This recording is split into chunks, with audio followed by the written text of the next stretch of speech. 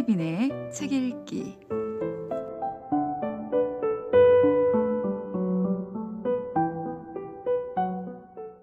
오늘 함께 할 책은 아들러 심리학을 소개한 미움받을 용기. 알프레드 아들러는 1870년 오스트리아 빈에서 태어납니다. 4살까지 걷지 못했고 지병으로 죽을 뻔한 고비도 넘깁니다. 학교 성적은 조조해 어릴 적 담임은 구두 수성공이나 해서 생계라도 유지하라고 조언합니다. 그러던 중 동생의 죽음을 계기로 의사가 되기로 결심하는데요. 그는 정신의학 활동 초기에 프로이드를 옹호합니다. 프로이드의 심리학을 추대하는 빈 정신학계 초대 회장을 영입을 하지요. 그러나 곧 프로이드 이론의 한계를 깨닫고 개인 심리 이론을 주장하며 독립을 하게 됩니다. 그동안 프로이드나 융에 비해 우리에게 잘 알려지지 않았던 아들러를 대중에게 소개한 사람이 바로 미움받을 용기의 작가 기시미 이치로입니다. 그는 소크라테스의 사상을 기록으로 남긴 것이 플라톤이라면 나는 아들러에게 플라톤과 같은 사람이 되어주고 싶다라고 말합니다. 여기에 작가 고가 후미타케가 함께하면서 이 책은 좀 더 완성도 있게 대중에게 가까이 다가올 수 있었습니다. 자, 이제 책을 펼쳐서 철학자와 청년의 대화 중 마지막 만남 5번째 밤입니다. 무의미한 인생에 의미를 부여하라. 좀 알 것 같기도 하네요. 이제 논의는 물가에 도달했네. 물을 마시느냐 마느냐 하는 것은 자네에게 달려있어. 아들러 심리학과 선생님의 철학은 분명히 저를 달라지게 만들 거예요. 저는 변하지 않겠다는 결심을 포기하고 새로운 삶의 방식, 새로운 생활 양식을 선택할지도 모르겠어요. 그래도 마지막으로 한 가지 더 묻겠습니다. 뭔가 인생이 찰나의 연속이라고 할 때, 인생이 지금 여기에만 존재한다고 할 때 대체 인생의 의미는 무엇입니까?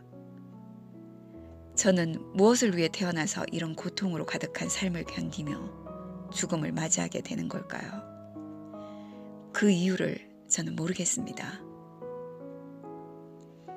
인생의 의미란 무엇인가? 인간은 무엇을 위해 사는가? 어떤 사람이 이런 질문을 던졌을 때 아들러는 일반적으로 인생의 의미란 없다라고 답했네. 인생의 의미란 없다고요? 예를 들어 전화나 천재지변처럼 우리가 사는 세계에는 이해하기 힘든 일들이 연속해서 일어나네. 전화에 휘말려서 목숨을 잃은 아이들을 앞에 두고 인생의 의미 같은 걸 말할 수 있을까? 그런 뜻에서 인생의 일반론으로 설명할 수 있는 의미는 존재하지 않는다네. 하지만 그와 같은 부조리한 비극을 앞에 두고서 어떠한 행동도 하지 않는 것은 이미 일어난 비극을 긍정하는 것과 마찬가지지. 어떤 상황이든 우리는 무엇인가 행동을 취해야 하네. 칸트가 말한 경향성을 직시해야만 해. 그렇죠. 그런 뜻에서 가령 엄청난 천재지변을 당했을 때 원인론에 입각해서 왜 이런 일이 일어난 걸까? 라고 과거를 돌아보며 따져봤자 무슨 의미가 있겠나? 우리는 공경에 처했을 때야말로 앞을 보며 이제부터 무엇을 할 수 있을까를 생각해야 하네. 그렇습니다. 그래서 아들러는 일반적으로 인생의 의미란 없다 라고 답하고는 이어서 인생의 의미는 내가 나 자신에게 주는 것이다 라고 말했다네. 나 자신에게 준다고요? 어떤 의미죠? 우리 할아버지는 전쟁 중에 포탄을 맞고 얼굴에 큰 상처를 입으셨다네. 정말로 부당하고 억울한 일이었지. 따라서 그때 세계는 가혹하다, 사람들은 나의 적이다 라는 생활 양식을 선택한 것도 무리는 아니었네. 그런데 통원 치료를 받던 할아버지가 전차를 탈 때마다 다른 승객이 자리를 양보해 주었다고 하더군. 나는 어머니를 통해 이야기를 들어서 실제로 할아버지가 어떻게 생각했는지는 모르겠어. 그래도 나는 믿네. 할아버지는 사람들은 친구고 세계는 멋진 곳이다 라는 생활 양식을 선택했다고 말일세.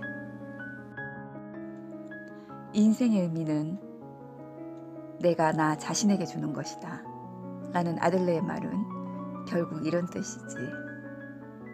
인생에 있어 의미 같은 건 없다. 하지만 내가 그 인생에 의미를 줄 수 있다. 내 인생에 의미를 줄 수 있는 사람은 다른 누구도 아닌 나밖에 없다. 그러면 가르쳐 주세요. 어떻게 해야 무의미한 제 인생에 그에 걸맞은 의미를 불어넣을 수 있을까요? 저는 아직도 자신이 없습니다. 자네는 헤매고 있네. 왜 헤매는 것일까? 그건 자네가 자유를 택하고자 하기 때문일세. 즉, 타인에게 미움받는 것을 두려워하지 않는, 타인의 인생을 살지 않는 자기만의 길을. 그거예요. 저는 행복을 선택하고 자유를 선택하고 싶습니다. 자유를 선택하려고 할 때 인간이 헤매는 것은 당연하네. 그래서 아들러 심리학에서는 자유로운 인생을 살기 위한 지침으로 길잡이 별이라는 것을 제시했지. 길잡이 별이요?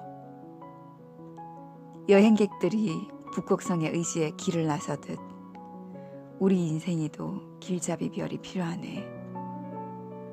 그것이 아들러 심리학의 사고방식이지.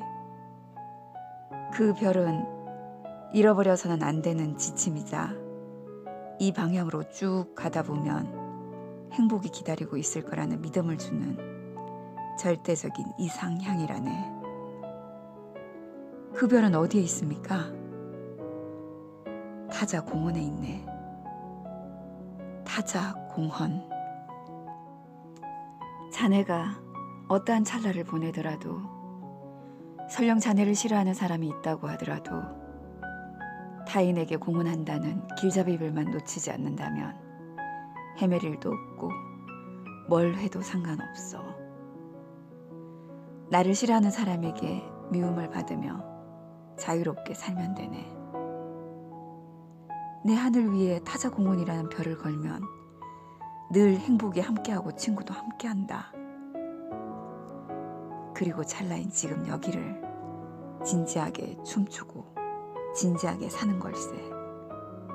과거도 보지 말고 미래도 보지 말고 완결된 찰나를 춤추듯 사는 거야.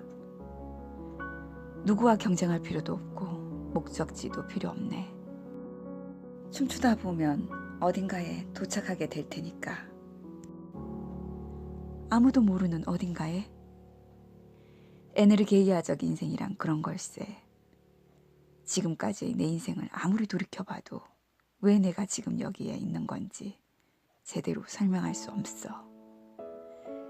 그리스 철학을 공부할 생각이었는데 어느새 아들러 심리학을 병행하여 배우고 이렇게 자네라는 소중한 법과 대화를 나누고 있네. 찰나를 춤춘 결과라고밖에 말할 수 없지. 자네한테 인생의 의미는 지금 여기를 진지하게 춤췄을 때에만 명확해질 걸세. 그럴까요? 저는 선생님의 말씀을 믿고 싶어요. 그래, 믿게나. 나는 오랜 세월 아들러의 사상과 함께 지내오면서 한 가지 깨달은 것이 있네. 뭔데요? 한 사람의 힘은 크다.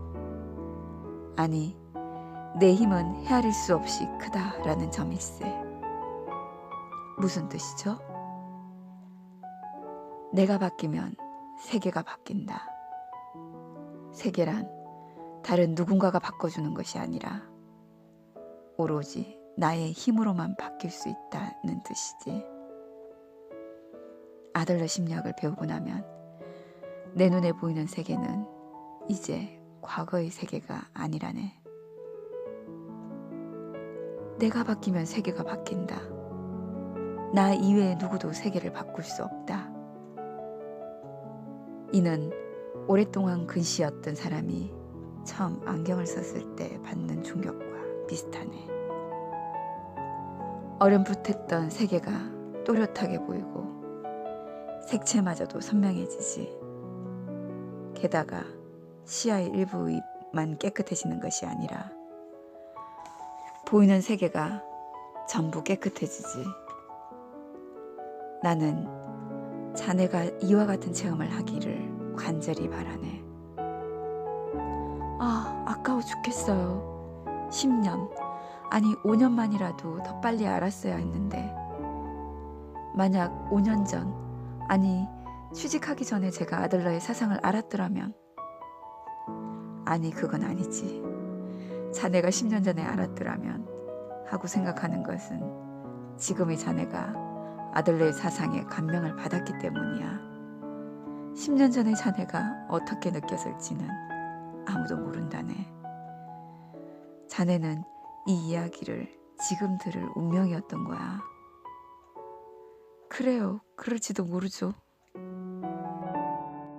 한 번 더 아들러가 했던 말을 들려주겠네. 누군가가 시작하지 않으면 안 됩니다. 다른 사람이 협력하지 않더라도 그것은 당신과는 관계없습니다. 내 조언은 이래요. 당신부터 시작하세요. 다른 사람이 협력적인지 아닌지는 상관하지 말고. 제가 변했는지 그로 인해 보이는 세계가 달라졌는지는 아직 모르겠어요. 그렇지만 한 가지는 확실할 수 있습니다. 지금 여기는 환하게 빛나고 있다고요. 내일의 일 따위는 보이지 않을 만큼 강렬하게. 나는 자네가 물을 마시리라고 믿네. 자, 나보다 앞을 걷는 젊은 벗이여, 나와 함께 걸어가지 않겠나? 저도 선생님을 믿습니다. 걸어가지요, 함께. 그리고 많은 시간 내주셔서 고맙습니다. 나야말로 고맙네. 앞으로도 종종 찾아뵈어도 되겠죠? 참 소중한 벗의 한 사람으로서 이제 선생님의 지론을 논파하겠다는 말 같은 건 하지 않겠습니다. 하하, 이제야 젊은이답게 웃는 모습을 보여주는군. 벌써 시간이 이렇게 됐나? 각자 돌아가 잘 자고 새로운 아침을 맞이하세나. 청년은 천천히 신발끈을 메고 철학자의 집을 나섰다. 언제 내렸는지 문 너머는 온통 하얀 눈으로 가득했다. 하늘에 둥실 떠오른 보름달은 뿌옇게 빛을 발하며 발치에 쌓인 눈을 비추고 있다. 어쩌면 공기가 이렇게 맑을까? 달빛은 또 얼마나 아름답고, 나는 이 새로운 눈을 밟고 힘차게 한 걸음 내디딜 것이다. 청년은 크게 심호흡을 하고 밤새 듬성듬성 난 수염을 쓰다듬으며 나지막히 말했다. 세계는 단순하다. 인생 또한 그러하다. 라고.